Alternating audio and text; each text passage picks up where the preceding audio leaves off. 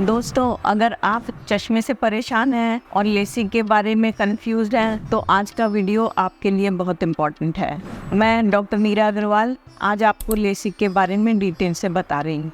जब हमारे दिमाग में सवाल आता है कि लेसिक कराएं तो आजकल दिमाग में दुनिया भर की टेक्निक आ जाती है। लेसिक आ जाता है, सिल्क आ जाता है, स्माइल आ जाता है। तो हमें ये देखना है कि हमें कौन सा कराना है। तो वैसे तो आपके डॉक्टर आपको सलाह देंगे कि कौन सा आपके लिए ठीक है, तो आपको आँख का चेकअप कराना चाहिए और फिर डिसाइड करना चाहिए। बट मोटे तौर पे मैं आपको एक बार बता दे रही हूँ कौन सा प्रोसीजर क्या होता है। सबसे पुराना प्रोसीजर लेसिक होता है। मुझे 30 साल हो गए इस फील्ड में और मैंने कम से कम 30,000 से ऊपर सर्जरी की हुई है। तो लेसिक सबसे पहले आया था। इसमें हम पुतली के ऊपर से एक फ्लैप उठाते हैं, उसके अंदर लेजर करते हैं, फ्लैप को वापस रख देते हैं जो हाथ के हाथ जुड़ जाता है। करने में करीब 15 से 20 सेकेंड लगते हैं और उसके बाद तुरंत घर जा सकते हैं। मेन एडवांटेज ये है कि ये कम्प्लीटली पेनलेस है, विजन बहुत जल्दी ठीक हो जाता है और ज़्यादातर पेशेंट्स में 20/20 विजन आ जाती है। तो अब हमें ये देखना कि अब लेसिक से और अच्छा क्या हमारे पास आ गया। उसके बाद हमारे पास आ गया Contoura vision. Contoura vision LASIK से थोड़ा बेहतर होता है। बेसिक प्रोसीजर सेम होता है। पुतली के ऊपर से फ्लैप उठाते हैं और उसके अंदर लेजर करते हैं। और जो हम लेजर करते हैं उसमें एडवांटेज ये रहता है कि इसमें जितनी कॉर्निया पे से इरेगुलरिटी है वो भी हटा देते हैं। इसको हम टोपोलाइजर या एब्रोमीटर के द्वारा नाप लेते हैं। सारा डेटा मशीन में फीड कर देंगे तो लेजर उसके हिसाब से चलेगा। तो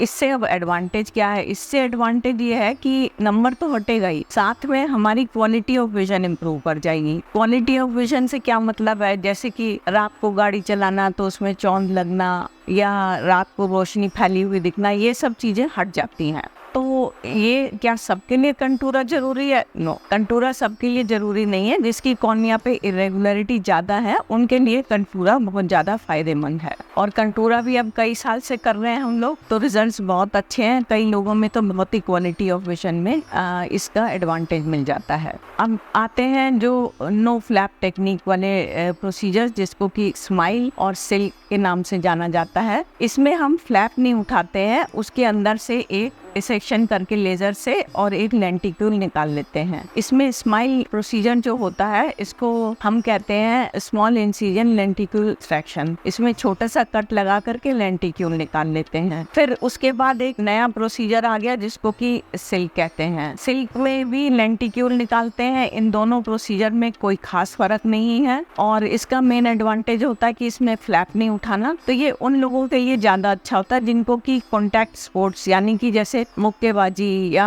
फुटबॉल खेलना है, उन लोगों के लिए मैं डेफिनेटली सिल्क या स्माइल रिकमेंड करूंगी। स्माइल और सिल्क से भी एक अच्छा प्रोसीजर है जिसको कि हम लोग स्माइल प्रो कहते हैं। उसमें मेन एडवांटेज ये आ गया, प्रोसीजर सेम है। एक तो इंसिजन का साइज बहुत छोटा है और वो उसमें क्या, जैसे सिल्क में आपको पहले एक मशीन पे लेजर होता है, दूसरे पे जाके लेंटिक्यूल निकालते हैं। स्माइल प्रो में एक ही जगह आप लेटे रहेंगे और वहीं पे सारा प्रोसीजर हो जाएगा। पहले लेजर की आर्म आपके सामने आएगी, फिर माइक्रोस्कोप की आर्म सामने आएगी और सारा प्रोसीजर एक बार में खत्म हो जाएगा। सवाल ये आता है कि मैं कैसे चूज करूं? तो आपको अपने डॉक्टर को दिखाना चाहिए, फिर वो आपकी जांचें करेंगे। कौन सा प्रोसीजर करना है वो आपके नंबर पर निर्भर रहेगा।